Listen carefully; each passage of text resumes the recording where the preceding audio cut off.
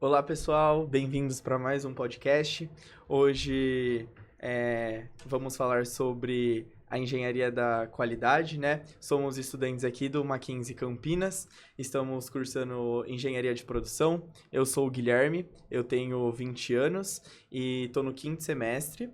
E aqui tem o Gabriel. Eu sou o Gabriel, também estou cursando a engenharia de produção aqui no Mackenzie Campinas, tenho 21 anos e acho que vamos dar um bom bate-papo aqui com a professora Marluce, que é a convidada. Isso. Bom, foi sugerido pra gente esse projeto através da matéria Engenharia da Qualidade pela professora Aline, né? E a gente não pensou duas vezes em trazer a Marluce, ela vai contar um pouquinho a trajetória dela pra gente. Para vocês que estão assistindo, ela também é nossa professora, já acompanha a gente em 3 semestres, né? Em 3 semestres. 3 semestres. Agora ela tá dando Sociologia das Organizações, né? Então, Marluce, conta um pouquinho pra gente dessa trajetória. Muito bem, vamos lá. Bom, primeiro eu agradeço o convite, muito bacana participar deste projeto.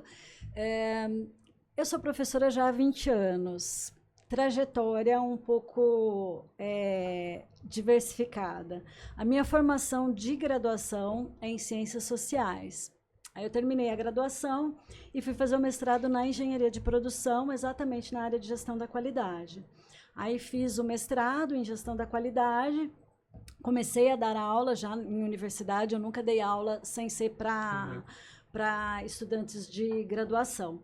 E aí eu emendei o mestrado com o doutorado, terminei o mestrado, comecei o doutorado na sequência, também em engenharia de produção, mas aí eu fui para uma linha de pesquisa que é dinâmica e organização do trabalho, que meio que mistura sociologia com engenharia de produção, né, para pensar nas questões do homem no trabalho e tem um pouquinho de ergonomia, né, de organização do trabalho, de processos, enfim, né, foi uma trajetória que num primeiro momento parece muito diferente, mas não é, né, No final tudo se completa. Exatamente, as áreas de conhecimento vão se conectando.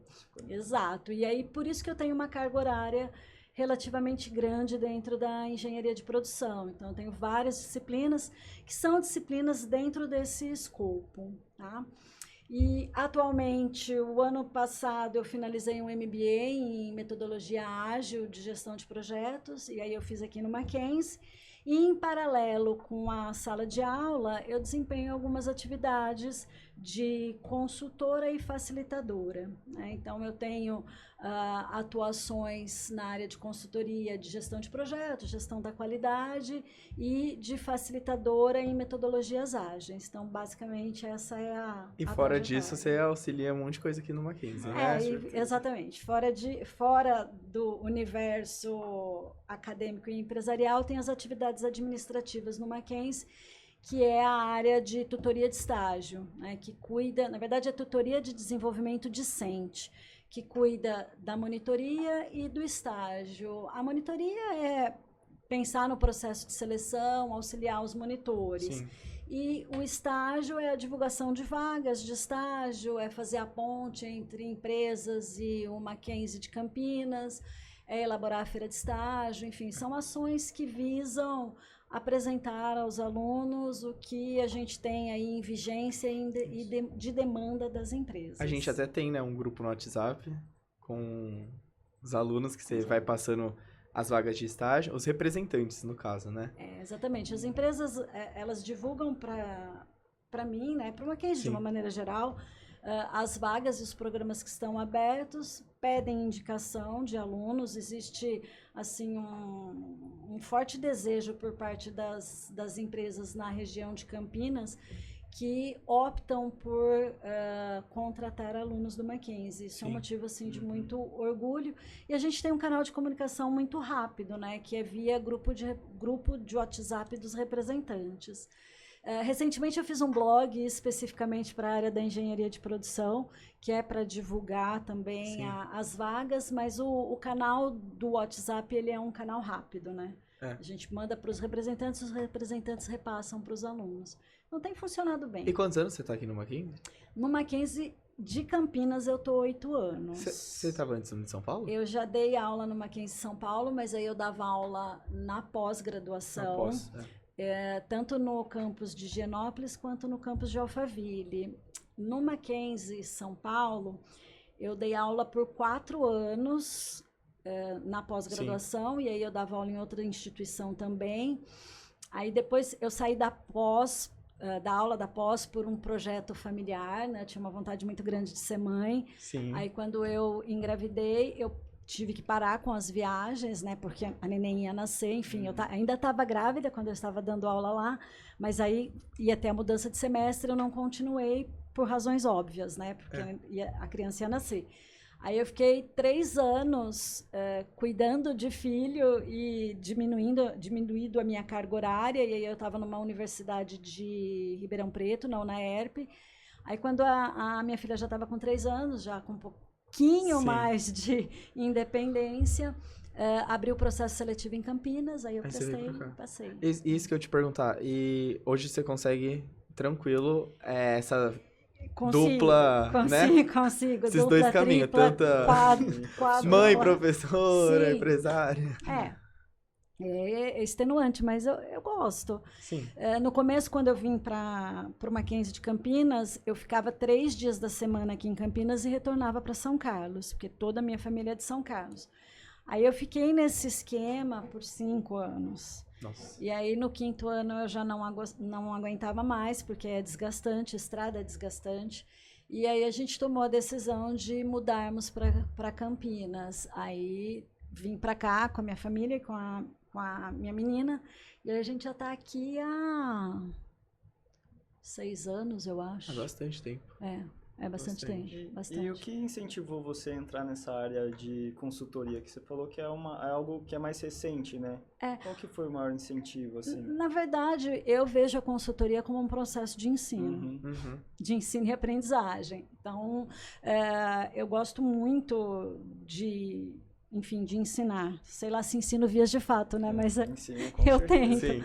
Eu gosto muito do ambiente de sala de aula e eu gosto muito dessa troca de informação, né? Você tá ali com os métodos, com as metodologias, né? Com o seu know-how, né? Com o seu pacote de conhecimento, e aí a interação, tanto com o aluno quanto com as pessoas do mercado, com aqueles que estão demandando orientação, ela, na minha percepção, é igual, né? Você só muda o ambiente, sala de aula e mercado.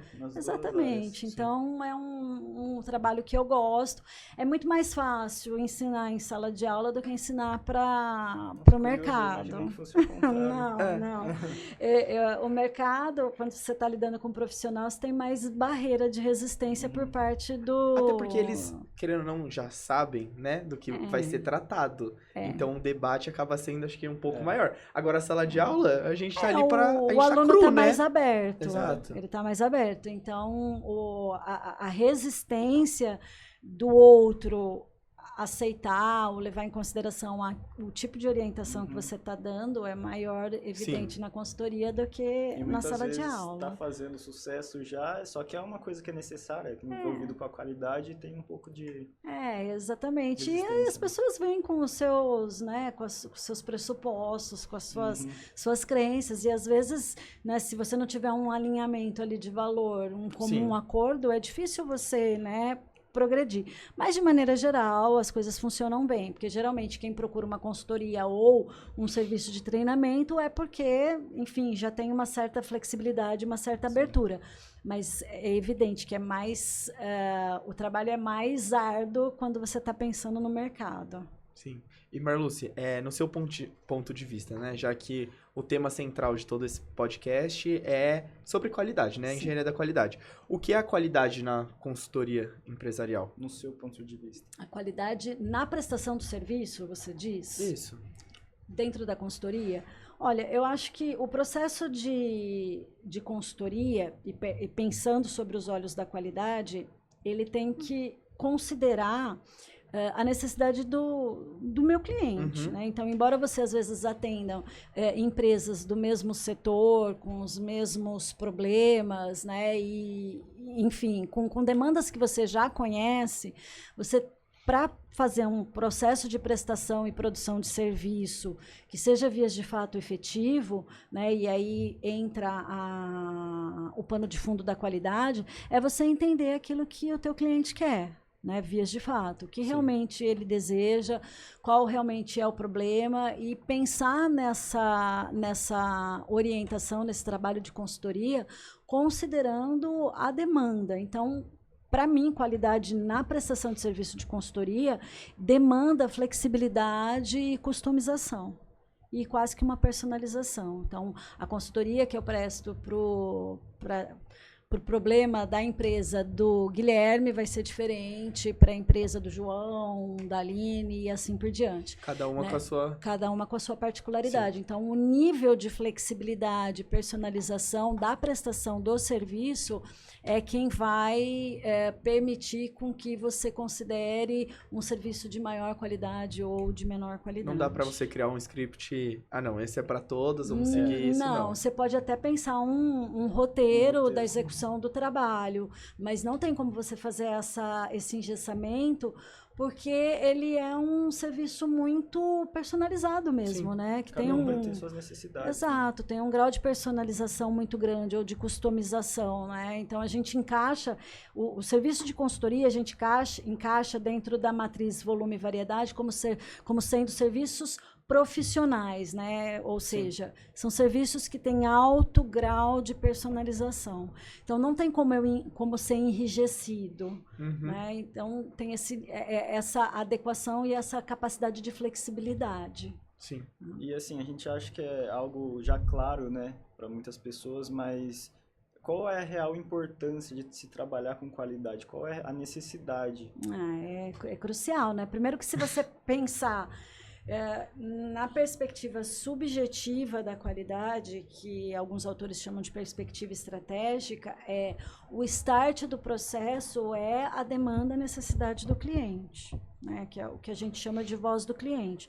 Então, o cliente, e dentro de metodologia ágil, a gente usa uma outra frase, mas que é a mesma coisa, né? Então, enquanto qualidade é voz do cliente, na agilidade é cliente no centro. Ou seja, é exatamente a mesma coisa. Sim. Então, tudo que eu vou desenvolver, seja um trabalho de consultoria, né, ou prestação de serviço de um modo geral, ou desenvolvimento do produto, eu tenho que entender, né, esse contexto do cliente, essa centralidade. Então, a qualidade, ela começa, né, os benefícios começam aí. Primeiro que eu vou orientar o processo produtivo, né, para esse cliente, né? Às vezes o cliente não é uma personificação de uma pessoa, mas às vezes é um nicho de cliente, um nicho de mercado. Então, eu me oriento para entender essa compreensão, né? Para entender qual é, de fato, a demanda. E quando eu oriento o processo a partir disso, eu começo a ter um alinhamento maior, uma aproximação maior. Sim. E aí tem todos os outros, né, processos que envolvem qualidade, que vão trazer benefícios de maior aproximação, tentativa de reduzir atritos, reduzir falhas, erros, reprocessos.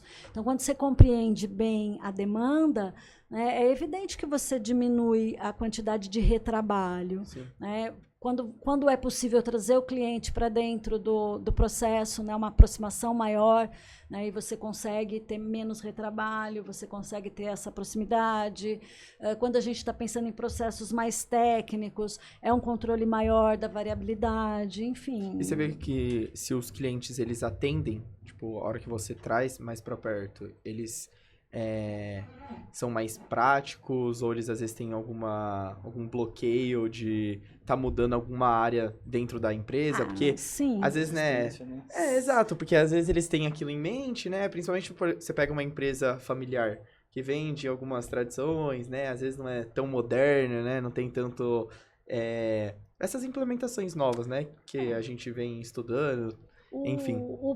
A criticidade da qualidade não está no uso das ferramentas e nem da questão objetiva, né? Na verdade, é evidente. Às vezes você tem um processo produtivo de produto que tem alguns problemas no processo que são desafiadores, mas o objetivo, ele ele é muito mais palpável, né? E muito mais fácil de você debruçar e implantar as ferramentas e fazer o tratamento do processo. Você consegue, né? Você tem procedimentos para fazer isso e você consegue bons resultados. O grande entrave da questão de trabalhar com qualidade é exatamente essa questão do convencimento do outro, né? Então, quando você aproxima o cliente do processo ou de consultoria ou de qualquer outra projeto dentro da empresa, quando você aproxima as pessoas que são as pessoas-chave, né, é evidente que você vai ter uma dificuldade maior, porque a questão reside no poder de convencimento. Então, se eu falo para você que tal ferramenta é legal você usar, ou que determinado processo precisa ter algum tipo de alteração, ou que eu preciso ter mudanças comportamentais, eu só consigo adesão e apoio do outro que está envolvido se ele realmente enxergar valor naquilo. Se ele achar que aquilo é besteira, perda de tempo, né, o teu esforço vai ter que ser maior para você mostrar que não, né, que é possível. E aí, como é que você convence? Na maioria das vezes, a gente convence usando dados. Exemplos, tal empresa ou tal processo... Não vai ter como eles debater, né? Não, porque aí você meio que consegue, né, aquela velha frase, contra fatos não há argumentos, né? Se você mostra, explicita um dado, né, e mostra cenários antes e depois, em que o depois, evidentemente, foi positivo, né, você consegue ter um poder de convencimento maior. Mas o que eu quero dizer o ponto principal primeiro você tem que convencer. E a maneira de convencer é através de exemplificações palpáveis, tangíveis, que mostram que esforços são, né, quando bem conduzidos... Exatamente, e considerando sempre o contexto, né, porque a qualidade... né, ela é um ethos, né? O que significa isso? Você tem tipo quase que um espírito da qualidade. Quando você pega esse espírito e implanta num ambiente, você tem que levar em consideração que você não consegue encaixá-lo como pecinha de Lego. Você tem que fazer a modelagem. Ele, né? Não adianta. Deu certo na empresa ou no ambiente X, vou pegar igualzinho, implantar igualzinho. Não vai dar certo igualzinho. Né? Você vai ter que ter essa capacidade de modelagem mesmo, para poder funcionar. E... Quer perguntar alguma coisa? Não, eu tava com uma coisa em mente, assim, é que a gente normalmente sabe, a gente está aprendendo esse semestre com a Aline muitas ferramentas, né? O PDCA, a melhoria contínua, enfim. A gente queria saber se você utiliza algum dessas ferramentas e qual é que você mais tem...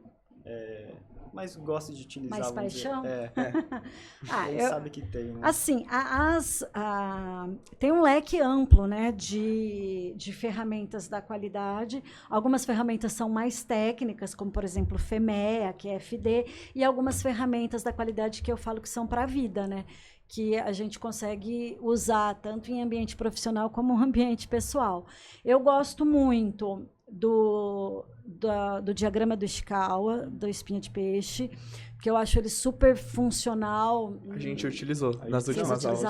A gente está utilizando bastante. A gente está fazendo um projeto no Fab Lab. Bacana. E aí tem que, né, indicar os 6 principais, né? No caso, a gente... São sempre 6? Não, acho que... originalmente eram 4. É 4, a gente está utilizando... A gente utilizou 6, né? Exato. Eu acho o Ishikawa muito funcional, porque ele vai funcionar para qualquer análise de relação de causa e consequência, porque é uma ferramenta em que você trabalha com equipes, e quando você tem equipes de trabalho, você tem pontos de vista e percepções diferentes. Então, às vezes, algo que você não está enxergando, o outro enxerga. Então, eu gosto do Ishikawa porque ele permite um brainstorm, né, e ele permite ali depois, num segundo momento, um refinamento, e aí você enxerga todas aquelas causas, potenciais causas, e aí você vai para um segundo momento, que é do refino e da decisão de que causa eu vou priorizar para poder fazer o tratamento. Geralmente a gente prioriza aquelas causas que têm menor esforço e maior impacto. É evidente, você vai pegar aquilo que está mais fácil, né, de você solucionar, porque aí você já vai começar a ter ganhos, né? Então eu acho ela super funcional nesse sentido, e eu gosto muito do 5x15. quis. Né, de você perguntar, mas por que falhou? Né? E aí você vai se perguntando por quê, até você esgotar a possibilidade de resposta. Sim. E aí você consegue chegar, né, numa visão da solução do problema ou do encaminhamento para pensar a solução de maneira estruturada e enriquecida, né? Sim. Porque esse trabalho nunca deve ser um trabalho feito sozinho, é sempre um trabalho do grupo, da equipe envolvida. Então, eu acho que funciona bem. E parando para pensar agora, semestre passado a gente teve gestão em serviço. Gestão em serviço com você. E a gente tinha que fazer o fluxo de todas as entradas, né? Sim. Saídas e tudo mais. E se você parar para pensar, se você juntar, por exemplo, o Estical, com ele dá um match perfeito, sim, porque sim. você tem todas o processo, exato. Né? Depois você... E aí você tem lá depois o que você precisa melhorar em cada área para solucionar. E aí que entra o que você falou, né? Porque cada empresa vai ser diferente, o que precisa precisa melhorar, né? Então, acho que dá um match bom. Eu vou contar rapidamente um caso real. Recentemente, final do ano passado, eu fui chamada é um sistema, é como se fosse o sistema Fiesp, Senai, mas do Mato Grosso, né? Uhum. Então, é o sistema da indústria do Mato Grosso que presta consultoria para diferentes indústrias. Aí tinha uma indústria de pequeno médio porte, que ela é uma indústria pneumática, tá? De produção da área de automação, que fornece insumo para a indústria automobilística. E ela está localizada lá em Cuiabá, se não me falha a memória. E eles tinham uma demanda, é uma empresa familiar, mas é uma empresa familiar que está crescendo, e aí, na verdade, eles procuraram o sistema de indústria para ajudá-los. Na verdade, era um projeto de estudo de clima organizacional, que num primeiro momento não está atrelado com qualidade. Tá. Mas, enfim, eles tinham alguns estrangulamentos do tipo, tem operador que reclama que a carga horária de trabalho ou as tarefas não são distribuídas de maneira equitativas, né? Ou seja, eles têm a sensação que uns trabalham muito, outros trabalham menos. Sim. Eles têm a sensação que quando alguém novo entra no chão de fábrica, não tem quem ensine, enfim. Tinha uma série de ruídos, e aí eles não sabiam muito bem como proceder. Eles chamaram o pessoal da indústria para fazer, no primeiro momento, uma pesquisa de clima organizacional. E aí fizeram uma pesquisa de clima, identificaram áreas problemas, eram bastante áreas problemas, e aí eles queriam montar um plano de ação para melhorar essas áreas críticas, melhorar o clima. E aí, o plano de ação, para você montar um plano de ação, eu quero montar um plano de ação para diminuir a sensação desse desequilíbrio de atribuição de tarefas, que no sistema, no regimento da empresa, está ok. Né? É a percepção. Só que na prática eles estão falando o contrário. Exatamente. Aí, como que a gente vai fazer para resolver? Eu quero uma ação. Ok, mas como é que você vai montar um plano de ação se você não sabe o que está provocando essa sensação? Porque não é o regimento. Eles estão se sentindo daquele jeito. Exato, o regimento está lá, tem uma divisão. Ok, né, que foi feita pela ergonomia, foi feita pela área de organização do trabalho, que separou as atividades e as funções. Só que na prática existe essa percepção. Mas o que causa essa percepção?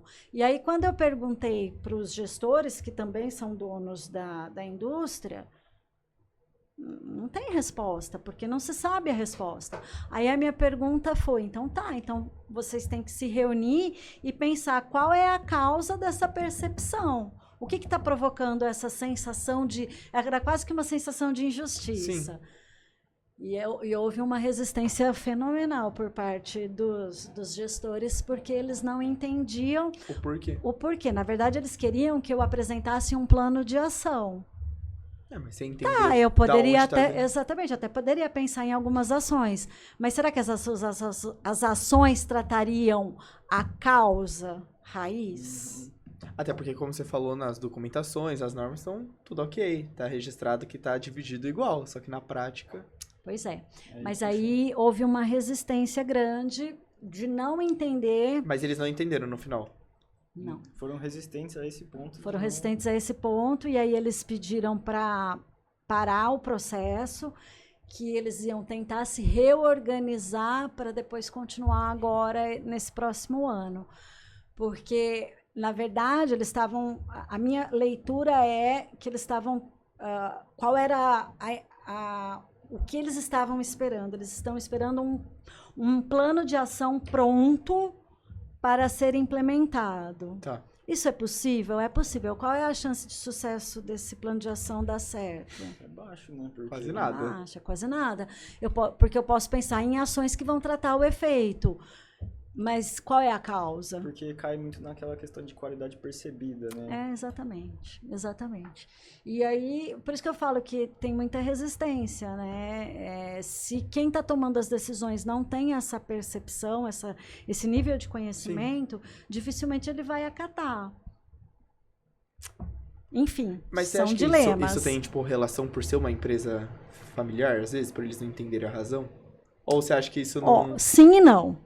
Nesse caso, me ficou claro que os tomadores de decisão, como são proprietários da empresa e a empresa foi crescendo, sem eles conseguirem meio que acompanhar, e também por não ter um conhecimento mais aprofundado de todas essas questões, então eu acho que nesse sentido sim. Mas também tem outros casos que a não. empresa é grande E também tem os mesmos problemas. Exato, exato. E, ô Marluce, qual é a importância de normas, por exemplo, certificações, igual as ISO 9000, 9001? A importância das padronizações, das normatizações, é deixar explícito, documentado, regimentado, formalizado, Sim. que os processos têm que cumprir aquelas normas, tá? Só que aí tem uma questão, né?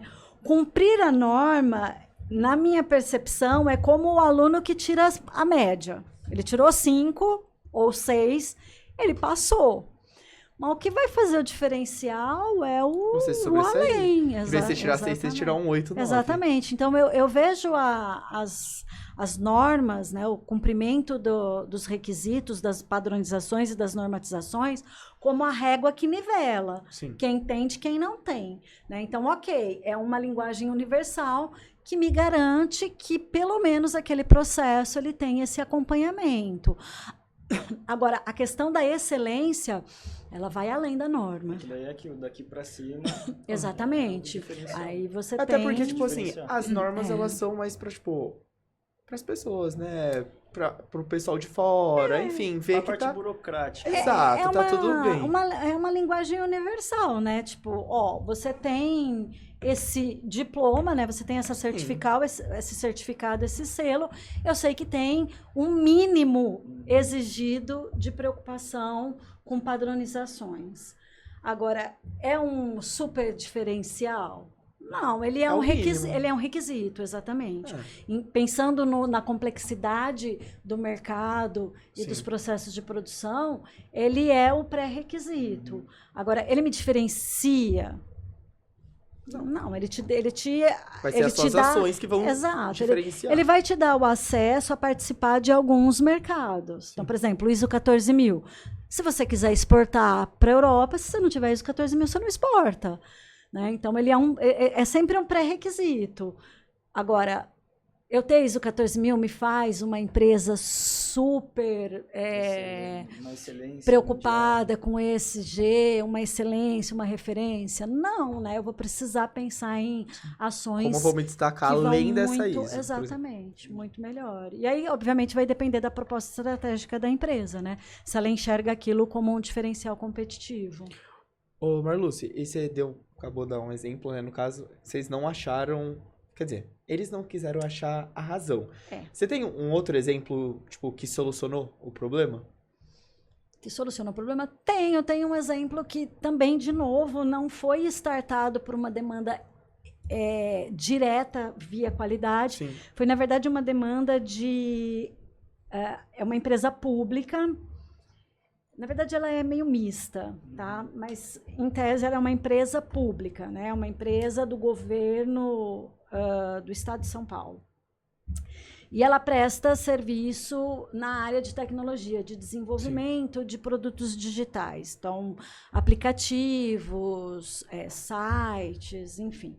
E essa empresa, havia uma demanda da até então presidência e direção de elaborar um projeto de cultura. Por quê? Porque é uma empresa pública no esforço de ganhar áreas de empresa privada, ou seja, se adequar aos padrões do ESG, se adequar a questões de diversidade, se adequar, incorporar valores de agilidade e de qualidade. Se equilibrar dentro do mercado. Então, eles, exatamente, não que a empresa não tenha, né? Ela tem, mas eles queriam dar um up, né? Um boost ali na cultura da organização para poder modelar todos os processos a partir desses valores, que são valores de equidade, heterogeneidade, diversidade, qualidade e agilidade. Então, trabalhar esses valores para que a empresa pudesse modelar seus processos. Sim. E aí, geralmente, quando a gente fala em projeto de cultura, a gente está falando de projetos que duram. Né? Não são projetos que você faz em 5 meses e implanta. São coisas que vão demorar aí 1 ano e meio, 2 anos, para você começar a estruturar a implantação. Então, você vai demorar... acho que isso também é não um problema, mas você pode dizer melhor. Assim. Tipo assim, eu falo, a empresa ela quer imediato, né? Ela quer imediato. Ela quer imediato. Só que muitas são médio tem e longo como. prazo, né? O imediato, ele funciona para problemas de baixa complexidade. Sim. E agora, tudo que tem média e alta complexidade, tudo que você almeja mudança, vias de fato, elas não acontecem em horizontes curtos de tempo. E no caso dessa empresa que queria dar um boost vai pouco mais de tempo. Né? Foi quase 1 ano e meio só para fazer um mapeamento de percepção dos valores e de como eles acontecem, e de como os processos acontecem. Só para fazer o mapeamento. Né? Só para fazer o mapeamento. Então, foi várias atividades de coleta de dados, de pesquisa com os profissionais que não foram entrevistados de forma individual, foi feito grupo focal. Então, você chamava um grupão lá de 15 pessoas e perguntava para eles, né, quais são os problemas que acontecem aqui dentro, né, como que vocês percebem o contato com o cliente, como que vocês avaliam a qualidade do serviço que vocês prestam com a qualidade do concorrente. Enfim, várias questões para trazer problemas de processo, para trazer problemas de percepção, enfim. Então, foi quase 1 ano e meio. E aí, depois de toda essa percepção, você faz o projeto de cultura e aí você vai para o plano de ação. Aí, o plano de ação, né, ele vai sendo implementado. Aí, esse sim, você pode ir implementando aos poucos. Você escolhe setores, áreas, processos e vai implementando e vai colhendo os resultados. E aí vai também mais um tempinho considerável. Torna né? ali de 2 anos, 3 anos. 3 anos assim. no máximo. E aí tem uma questão engraçada nesse processo, né? Geralmente quem starta essas demandas é a direção. Sim. Será que em 3 anos essa direção é a mesma durante o processo? E aí, quando você tem empresas que são muito voláteis nesse sentido, é difícil também, porque a pessoa que entra... às vezes não vê muito significado naquilo, a importância. Então, ou seja, quando a gente fala que qualidade é uma filosofia, é uma abordagem gerencial, a gente está se referindo a isso. Né? A qualidade, para ela acontecer vias de fato, você tem que ter essa coesão. Se você tem uma volatilidade muito grande na mudança da direção, ou se o propósito da empresa... não tem esse valor de qualidade forte, essas coisas vão enfraquecendo, né? Sim. É difícil. Muitas vezes tem essa dificuldade, né? Porque você está alinhada com um diretor, por exemplo, e na hora da troca, o outro... Exato. E aí, o que acontece? Quando você tem a troca, essa troca, né, a substituição tem que colocar no lugar alguém que também compartilhe da visão e do propósito do negócio. Um perfil parecido, né? Também Exatamente. Então, se a visão e o propósito do negócio não tem muita... né, o casamento não é muito forte com os valores Sim. e princípios que ela quer implementar, a gente tem um problema forte, na verdade, de comunicação. E aí o comportamento, as ações, o resultado das ações, eles não são muito efetivos. Sim. E agora puxando um pouco para aquela questão que a gente citou anteriormente, que a gente percebe dentro da empresa, gostaria de saber um pouquinho do como você percebe que está atingindo a excelência na qualidade naquilo que você faz como consultora. A percepção, ela é sempre baseada em aspectos objetivos e subjetivos. Quando você olha aspecto objetivo, ok, né? É mais fácil de você mensurar. Então, que tipo de aspecto objetivo ou indicador objetivo dá para você usar? Então, por exemplo, o quanto de tempo você demora para atender uma demanda que foi solicitado? Então, tempo é preciso, você consegue fazer essa mensuração. Se aquilo que você implementou realmente fez efeito em termos de redução de velocidade de resposta, de tempo de processamento, de quantidade de erro, de falha, ou quantidade de trabalho que é reprocessado. Então, essas questões são questões objetivas, mensuráveis e tangíveis que você adequa para minha realidade de trabalho, para a tua realidade de trabalho, para trabalho pessoal, para trabalho organizacional. Aspectos que são mais subjetivos, né? E aí tem, às vezes, alguma margem, né, de interpretação. Mas, por exemplo, qual é a taxa de reconhecimento que você tem de retorno? Então, como é que você vai mensurar o reconhecimento? É difícil, mas, por exemplo, um e-mail de agradecimento. O feedback, né? Um feedback. Um e-mail de agradecimento, uma plaquinha que a gente às vezes recebe, né? O Mackenzie, o Mackenzie ele é uma organização boa de fazer esse tipo de feedback, de reconhecimento. Postei ontem no Instagram. Por exemplo, né? A gente tem o prêmio de melhor TCC. Dos cursos. Isso é semestral. Então, todo semestre... É de ou de cada, tipo assim... É de cada curso. Tem de cada curso vai ter um que vai... Engenharia de produção, civil e direito. Então, todo semestre, aqueles trabalhos de conclusão que tiveram 10 redondo mesmo. Todos, né? os quesitos. A banca, todos os integrantes da banca atribuíram 10. Sim. Aí você pode... E se ele atribuiu 10 e a banca considerou que ele merece concorrer ao prêmio, a gente faz a indicação e isso vai para uma outra banca de avaliação, que é blind, né? Que a gente não sabe quem avalia e como é avaliado. E aí sai aquele que foi premiado. Aí essa premiação, ela acontece na colação de grau, né? O aluno recebe a premiação e o professor recebe também. Que no caso você foi a orientadora. No caso, eu fui a orientadora. Qual que era o tema do TCC? O tema do TCC era planejamento, era melhoria de processo na implantação de um sistema de ERP numa indústria que é uma indústria mecânica.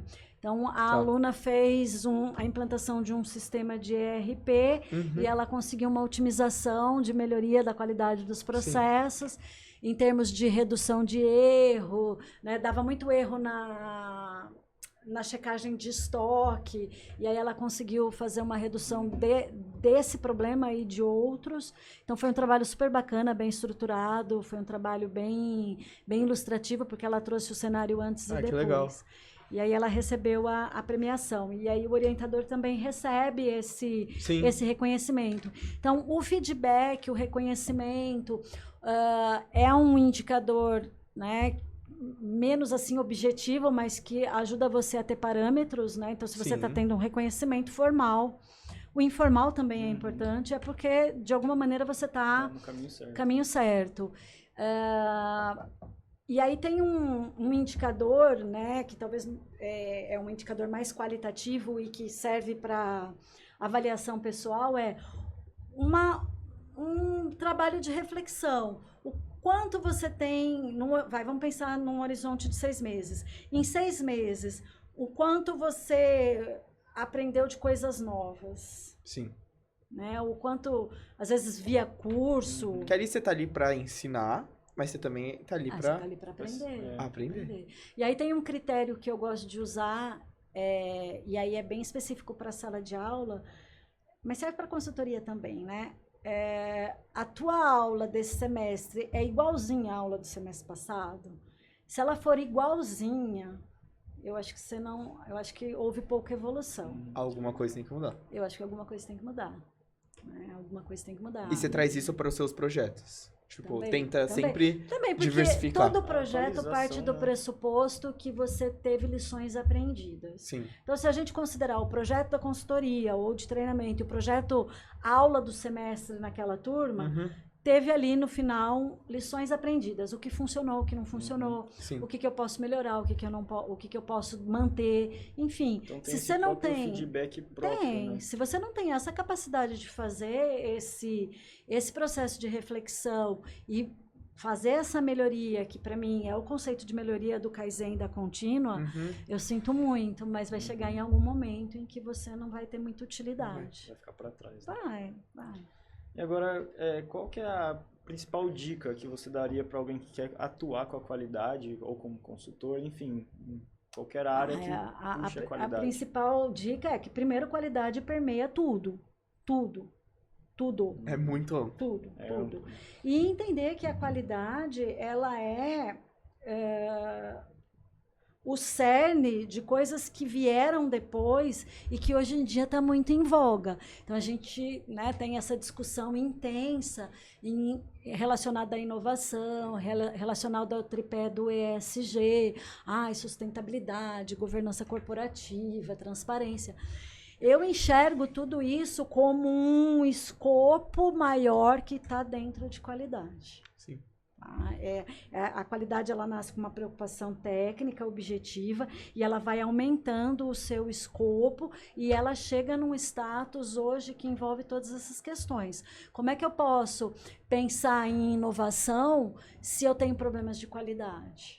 Né? Ou como é que eu posso ter uma maturidade para falar em ações de sustentabilidade, e de impacto social e de transparência, se eu não tenho a base da qualidade resolvida? Sim. Então, para mim, só faz sentido falar nessas questões que são questões que a gente considera mais modernas, se eu tenho maturidade na prática e na prática técnica e nos princípios e valores que nascem ali na qualidade. Então, eu enxergo a qualidade como um processo de maturidade, um caminho que as empresas percorrem, e aquelas que estão nesse nível de discussão de ESG e de inovação é porque já trilharam esse processo de desenvolvimento, sim, de domínio e de compreensão e de assimilação de que qualidade ela vai muito além da tentativa de resolver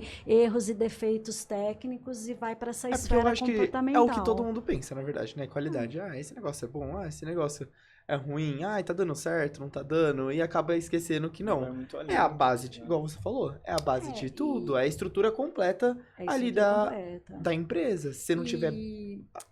E o universo é muito complexo. Sim. Então, hoje, a gente tem muitas variáveis que interferem, né? Então, eu posso considerar uma empresa como sendo uma empresa boa ou ruim em termos de qualidade. Ela pode fazer um baita de um produto robusto, um produto bacana, que tenha uma vida útil, legal no mercado. Mas se ela não tem as outras ações, que são ações relacionadas ao ESG, né, relacionadas com essa preocupação da atuação dela no mercado, então eu não sei se eu posso considerar realmente ela uma empresa boa. Então, essa classificação, né, oposta entre boa e ruim, entre empresa bacana e não bacana, ela é muito mais complexa no universo atual. Né? E tudo nasce com essa questão da qualidade em si, né? Então, ok, esse produto ele tem qualidade, mas a empresa tem tanta falcatrua e tem tanto problema de atuação. Até no próprio processo, né? Exato. Tanto problema na esfera social e ambiental, que aí você fica pensando como é que é possível eu praticar a filosofia da qualidade, sendo que né, a internalização do valor qualidade, ela é transversal, né? Na verdade, ela é horizontal, vertical e transversal. Ela tem que perspassar e ser observada em todas as ações que ela pratica, não só no processo produtivo especificamente do produto ou do serviço, em tudo. E, Marlu, se a gente, né, que tá ainda na faculdade, enfim, né, tem ainda uma carreira inteira pela frente, estamos apenas começando. Iniciando. Você acha que quem quer seguir esse lado de qualidade, enfim, qual caminho devia trilhar? Tipo, não sei, cursos, pós, o que você indicaria pra gente? Eu gosto muito de resumir, eu sempre falo para os meus alunos, percebam, tudo é melhoria de processos. Sim. Tudo. Independente do que você for fazer, você tem que entender qualidade. Olha, independente do que você for fazer quando você sair da graduação, se você vai virar professor, se vai virar pesquisador, se vai virar gestor, supervisor em múltiplos setores. Tudo que você for fazer. Se for para o agronegócio, tudo está pautado na melhoria de processos. Então, melhoria de processos do quê? De processos que já estão em vigência, de processos que eu ainda vou estruturar porque eu estou inovando, de produtos que já estão, produtos e serviços no mercado ou de produtos e serviços que ainda vão ser inventados. Então, tudo parte dessa visão, né, processual, projetual e de melhoria. Né? Quase que um mantra, né? Sempre é possível fazer melhor, e é fato, né? Então, essa é a percepção que eu tenho. A dica é para eu melhorar tanto o processo, o produto, o serviço e a mim mesmo, não tem outra forma a não ser através de aquisição de conhecimento. Sim. Então, é o conceito do life learning, né? Então, lifelong learning. Você vai passar o resto da sua vida aprendendo e estudando. Isso é fato. Se mantendo atualizado, né? Então, enfim, é a graduação, em paralelo com a graduação, cursos complementares, depois os processos de reciclagem com pós-graduação, enfim. Eu acho que é uma vida aberta a novos conhecimentos que vão surgindo o tempo todo. Né? Às vezes tem conhecimentos que você enxerga a origem e você fala, isso aqui é só uma modernização daquilo que foi falado lá atrás. E às vezes são coisas realmente novas, né? Porque... Enfim, quanto mais a gente aprende, mais a gente não sabe e mais a gente precisa aprender. Né? Exato, a dinâmica do mercado muda, né? Sempre, o tempo todo. E se você não tem essa percepção de olhar para o que está acontecendo, é difícil, né? E a gente ainda, nesses últimos anos, tem muita mudança, né? Muita. Com a tecnologia, as inteligências artificiais. A tecnologia é o comportamento da geração que está indo para o mercado de trabalho. Então, vocês daqui a pouco se formam, né? E aí, mais alguns anos, vocês estarão numa posição de gestor. Aí vai vindo uma outra galerinha. Será que essa galerinha tem as mesmas dinâmicas e percepções? Quer dizer, tem essa questão dos conflitos geracionais. Tudo tem que ser levado em consideração. O Gabriel acabou falando da tecnologia, mas veio em mente.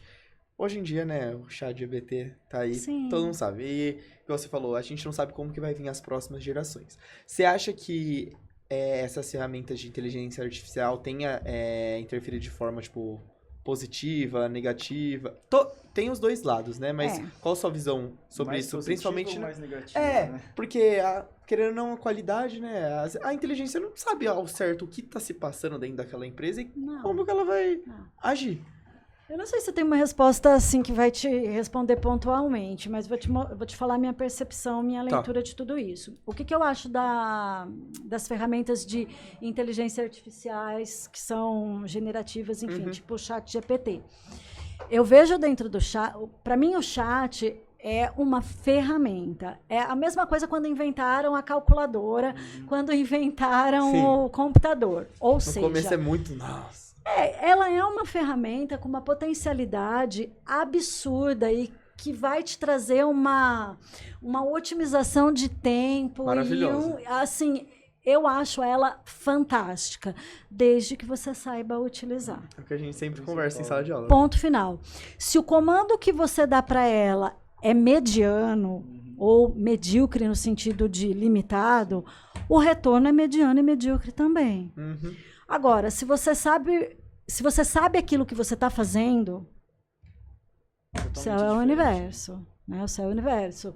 Eu uso o ChatGPT quase que 12, 13 horas por dia, né? Numa relação de conversa onde eu vou captando o conhecimento que eu sei, aquilo que eu tenho de know-how de 20 anos de profissão, e a riqueza da forma como eu vou conduzindo ele é fenomenal. O que eu gastaria 3 horas para pesquisando no Google acadêmico e nos ResearchGates da vida, e em páginas mais mercadológicas, eu faço em um tempo muito menor, né, com uma riqueza de informações que eu demoraria muito. Então, o que eu vou te falar da ferramenta?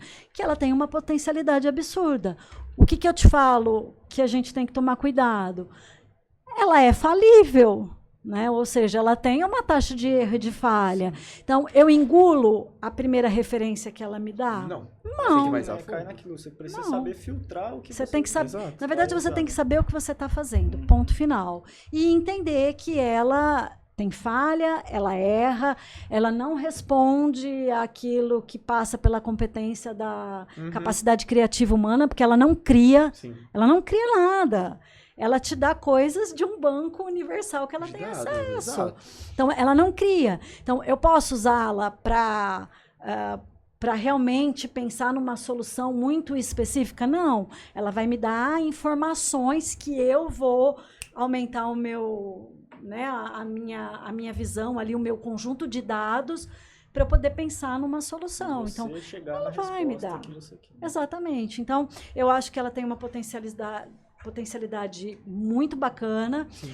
Só que eu tenho uma preocupação muito significativa com as gerações mais novas de pensar que aquilo é a fonte da verdade absoluta. Eu acho que vai ter que acrescentar uma matéria. Que tem, como utilizar e mostrar os erros e as falhas. Porque até mesmo agora você falando, da forma como você pesquisa, nossa, nunca imaginar que daria pra, tipo, você trocar tantos bancos de dados, né, que tem referência, igual o Google Academic, entre outros, para um chat que é visto como, né, ChatGPT, coisa e esse não é tão certo, assim. Esse processo de conversa com ele não é um processo tão imediato assim. É um processo... Você tem que educar ele, né? Vai treinando as perguntas. Exatamente. E essa minha preocupação com as gerações mais novas vem até de uma fala da minha menina, que está com 12 anos. Sim. Ela estava lá fazendo trabalho. Eu não apresentei o ChatGPT para ela, né? Mas alguém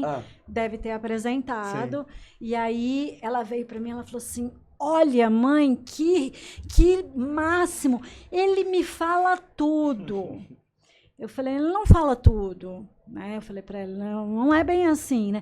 Olha aqui, ele me deu tudo pronto. Eu falei, tá, ele te deu tudo pronto. Agora cabe a você, exatamente, a olhar, a comparar com o que o seu professor está ensinando, a comparar com o que está no livro, a ver se realmente aquilo que ele trouxe é de fato, faz sentido. Eu falei, ele está te dando um parâmetro, e aí é você quem tem que começar a usar isso como uma coleta de dados mesmo. Toda vez que a gente faz pesquisa, a gente coleta o dado e aí a gente vai para um segundo momento, que é o refino desse dado. Sim. É isso. Né? É isso. É que ele tem um encantamento, porque ele tem uma velocidade muito rápida de trazer informações que às vezes você demoraria. Não, eu acabei até citando ele porque, igual a gente falou, demora o quê? A consultoria, você aplicar a qualidade dentro de uma empresa de 3 anos, né? Aí você tem uma ferramenta que em um minuto... Que em um minuto te dá... Resolve, será o problema? Ele resolve ali superficialmente, não, mas... Ele resolve essa primeira parte de coletar os dados. Sim. E ele até, às vezes, te ajuda a fazer alguns refinos, né? Enfim... é uma ferramenta, ponto final. Sim. E eu acho que mais do que ninguém os professores estão percebendo como vai ser o mercado e os profissionais que vão entrar daqui a um tempo, né? Até porque só não certeza. se vê nos trabalhos, né? É o que tá Todo mudando. mundo. Não, eu acho assim, não adianta você querer impedir o uso, você vai fazer à mão para você não usar o chat. Não faz sentido. Você vai né? copiar. Não faz sentido. Eu acho que cabe, enquanto educadora, alertar e a ensinar. Né? Então, por exemplo, a gente teve recentemente uma palestra com um super especialista aqui no Mackenzie e ele mostrou um probleminha super simples de resolução que envolveria um pouquinho de raciocínio matemático, mas muito simples mesmo, que era um joguinho do ratinho que tem que chegar até o queijo e ele tem os quadradinhos, como se fosse um jogo de batalha naval, que tem o eixo X e Y, né? E aí ele tinha alguns quadradinhos que são preenchidos, que está bloqueado. E aí você consegue, humanamente, olhando aquilo e pensando um pouco, traçar as coordenadas para o ratinho chegar no queijo. E ele não resolveu. Né? Então, ou seja, é uma ferramenta, não é um cérebro humano ainda. E eu acho que isso que a Marluce citou, eu acho que é um pouco do que tem quando a gente vai entrar em sites e é para um teste para saber se é humano mesmo. Eu acho que cai nessa questão. Sim, pode ser que caia nessa questão. Porque teve outros testes que fizeram também dele identificar numa paisagem de neve uma raposa branca. Né? E é muito vários besta, testes, né? muito exatamente, e que em alguns ele errava, ele falhava. Ou seja, né, é uma ferramenta e como toda ferramenta tem falha, né? Tem uma boa potencialidade para o uso? Claro que tem, evidente. Aí quem comanda quem?